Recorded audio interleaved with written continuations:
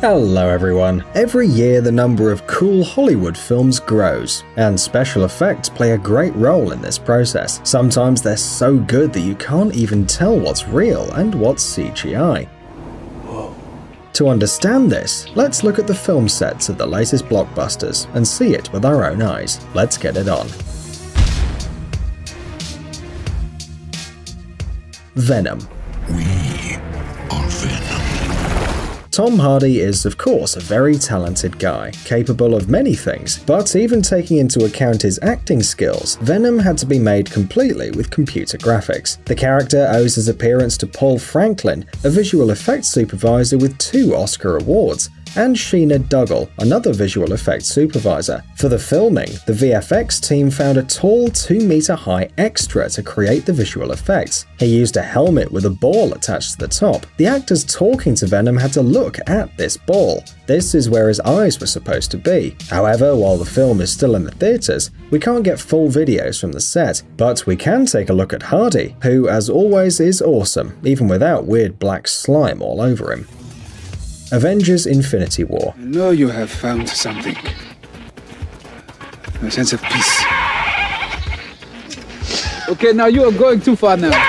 It's not a secret that modern movies are shot in studio pavilions with a green background, and all the amazing visual effects are added at post-production in studios, specializing in creating visual effects. However, one thing is to know it, and quite another to see how they apply new layers of this new world. Apart from the famous Framestore studio, about 10 other studios worked on Infinity War. One of them was Weta Digital. Weta was the only studio that worked on the visual components of the planet Titan, but during the post-production process they collaborated with other teams, for example on the creation of other characters. Weta Digital and Digital Domain worked together on Thanos, and the head of visual effects of Marvel Studios put the 2 versions of the Titan together. In total, Thanos appeared in more than 600 frames, so the appearance of the character had to be modified. First, the team had to add some items to make him look good in close-ups. Also, specialists from Weta tried to humanize the Titan and make his forehead, cheeks, and upper lip more like the facial features of Josh Brolin,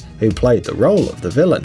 To accurately reflect all the nuances of the acting and facial expressions of Brolin, VFX professionals created 2 facial models, one for the actor and another one for Thanos. They did such a thorough job on each character, including, for example, Iron Man with his updated suit, and of course they used some blue or green backgrounds to create alien landscapes and other scenes. It is a blockbuster, after all.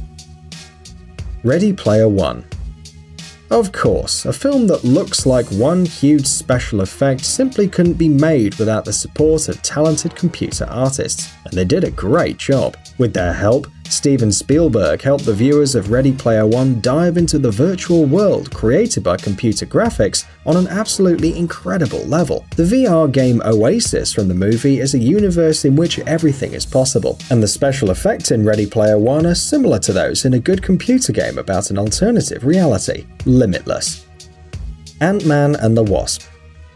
This movie, full of fantastic shrinking scenes and lots of details, was created with the participation of various studios, such as Double Negative, Method Studios, ILM, Luma, Scanline VFX, and Lola VFX, and each of them was responsible for specific parts of the film. It would take a whole video to analyze each of them, so we're just going to choose a couple. For example, in the movie there's a scene at the school which you probably remember. The Ant-Man suit keeps failing, so he's constantly shrinking and puffing up. During the scene the characters have to hide in the closet, and the suit fails once again. Luma Pictures Studio worked on that scene, and the shooting was conducted in different stages. First, Ant-Man was shot behind a chroma key model of the closet and the Wasp, using props to act out the interaction. Then the background, which is a real room, was shot, and for the scene in the classroom where characters of different sizes pass each other a backpack, obviously it's not the same backpack. Steve has a larger version of it in order to create the effect of its reduction. However, the Wasp just has a normal one. The shrunken Ant-Man was shot in a chroma key pavilion, and the Wasp in a real classroom. Yes, they didn't even meet in this scene, and it was probably filmed on different days. After that, Scott runs out of the school and down the steps. These scenes were first shot on location without the actor and using a motion control system, which remembered the camera movement and then they let the ant himself run around. Hiya, champ. How was school today? Jurassic World: Fallen Kingdom. During the shooting of the last movie of the Jurassic World franchise, filmmakers used both physical and digital effects to create spectacular action effects and convince the viewer that whatever's happening on the screen is absolutely real. Frankly, we didn't really believe them, but the attempt was cool. For example, this island was created virtually on an empty space in the ocean. At the same time, the film's director, Juan Antonio Bayona, as promised, used animatronic dinosaurs in the movie. The head of the animatronic workshop, Neil Scanlon, and his team built 3 animatronic monsters. Not entirely, of course, but it was enough to add some realism to the dinosaurs in the frame. And it's like, you know there are no ancient lizards in the picture, but still, the artists who worked on the movie are real masters, and they have a great imagination. For example, in one of the scenes, they needed to produce interactive lighting to recreate the lava flow falling from the roof. The LED screens would be too bright, so they had to make something more fluid, small but luminous. The VFX team decided to set fire to cat litter and throw it off the roof. Well, why not? Solo: A Star Wars Story.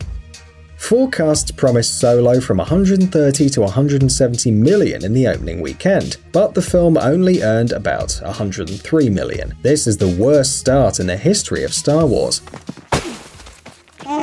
So we can say that the film almost flopped, but that doesn't mean it doesn't have cool special effects about spaceships flying through space. Take for example L337, played by Phoebe Waller-Bridge. Yes, there is a person inside, wrapped in green fabric and with panels attached to the top. It's hard to even imagine what it cost the actress not to laugh constantly.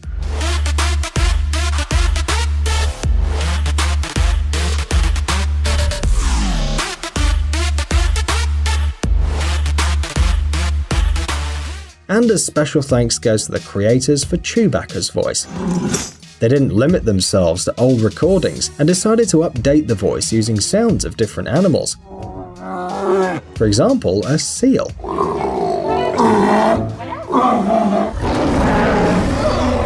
Who would have thought that Chewie would grow flippers? Pirates of the Caribbean 5.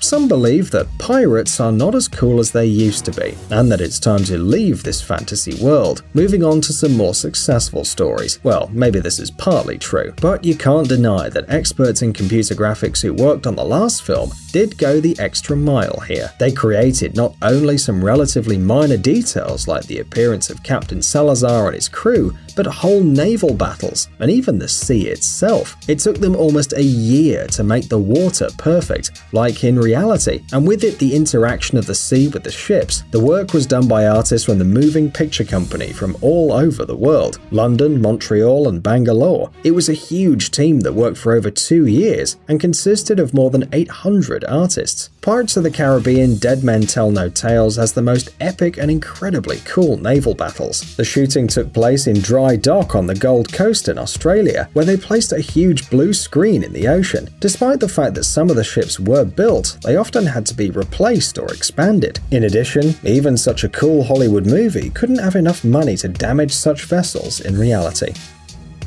Valerian and the City of 1,000 Planets. Say what you will, but the visual effects are a strong side of Valerian. Maybe sometimes it's not that interesting to watch the actor duo of Dane DeHaan and Cara Delevingne. Action! Perfect! But it's really curious to explore the universe of the movie in all its diversity, especially because the main characters don't just go and fly past all sorts of unusual alien pieces, but come in contact with them. Even the most captious critics noted the striking visuals and the imagination of the creators, and this is not surprising. There are 2,355 frames with visual effects in Besson's movie. Just picture that. The leading VFX studio in the world were engaged in working on the animation and graphics, ILM and Weta Digital.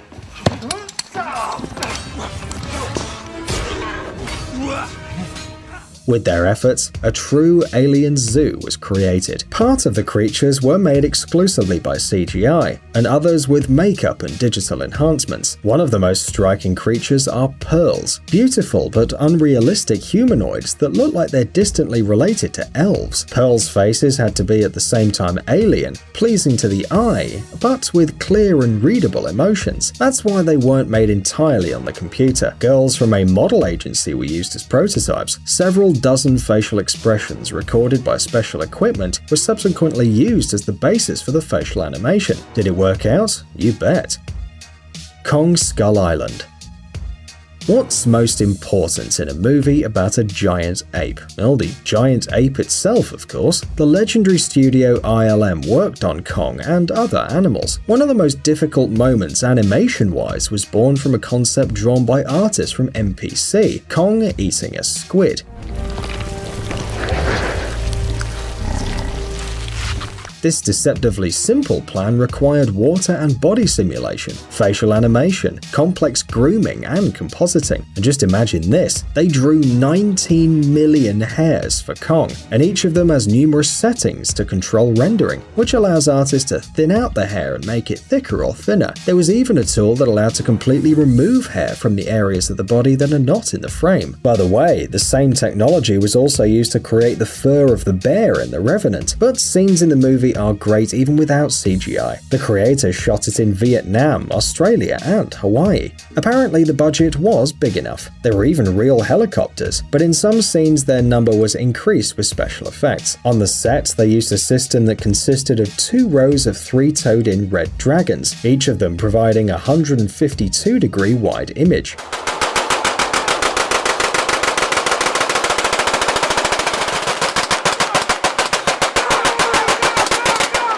The obtained images were stitched during post-production into a single panorama to create incredibly cool backgrounds.